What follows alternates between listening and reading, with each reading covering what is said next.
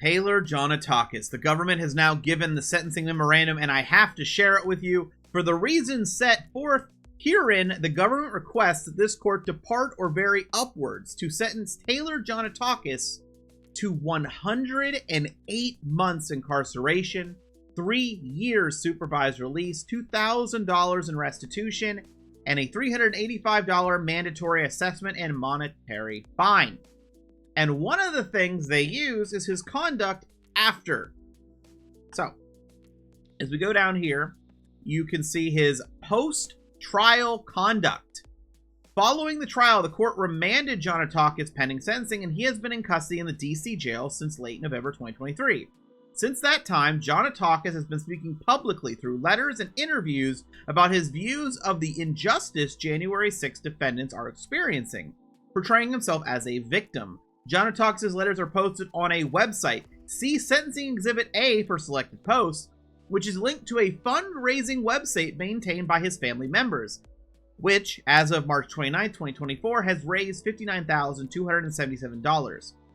In addition, Johnatakis has repeatedly given interviews from the DC jail that are posted on YouTube and other websites. Johnatakis' interviews and posts demonstrate a continued lack of remorse and a refusal by Johnatakis to accept responsibility for his actions. For example, in an interview posted on YouTube dated January 9, 2024, entitled DC Gulag NYC Tunnels featuring Taylor James Johnatakis. I want to be clear, this particular one, this is not a Freedom Corner call.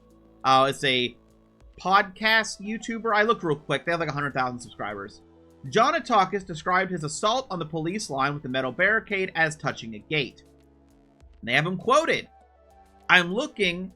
I had co-defendants that were severed from the case that went to trial before me. I'm looking at anywhere from, like, the government is probably going to ask for 11 to 14 years. My co-defendants got sentenced to 6 to 8. And when I tell you that we did nothing, I mean we did nothing. We touched a gate. We got pepper sprayed. We moved back. That was it. I mean, it was the video that may or may not be out there on Twitter or whatever. But I mean, it's pretty insignificant when you start thinking about 6 and 8 year sentences. So it's pretty wild. I know the Department of Justice, they hate it when we say this kind of stuff on the, you know, over the phones and to people, but it's just the truth. Everything about January 6th is just overblown.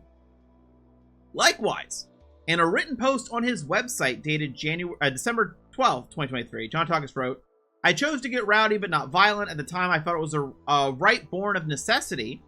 Ultimately, I was convicted, no surprise there. The definition of a railroad is a track or course where the destination is determined. The J6 experience is a railroad. I accept that. Judge Lambert told me emphatically before trial with emotion in his voice, when you are done with this, you are going to jail. He made good on his promise, remanding me one day before Thanksgiving to the DC Gulag. And, of course, here are the charges. Obstruction of an official proceeding, aiding and abetting, in violation, assault, resisting, or impeding certain officers, civil disorder and violation, entering and remaining in a restricted building or grounds, disorderly and disruptive conduct in a restricted building or grounds, engaging in physical violence in a restricted building or grounds, obstructing or impeding passage through or within the grounds or any of the Capitol buildings, engaging in an act of physical violence in the grounds of any of the Capitol buildings in violation of assaulting, resisting, impeding certain officers. Yeah. That's what they're wanting. They're wanting him to, what is that, 9 years? I'm doing this real quick before I have, like, literally minutes before I have to move off and do that stuff with my friends, but I had to do a quick video, because, yeah, they're referencing YouTube videos, which is expected. The worst thing any of the J6 defendants do is YouTube videos, calling into YouTube videos, because that's evidence.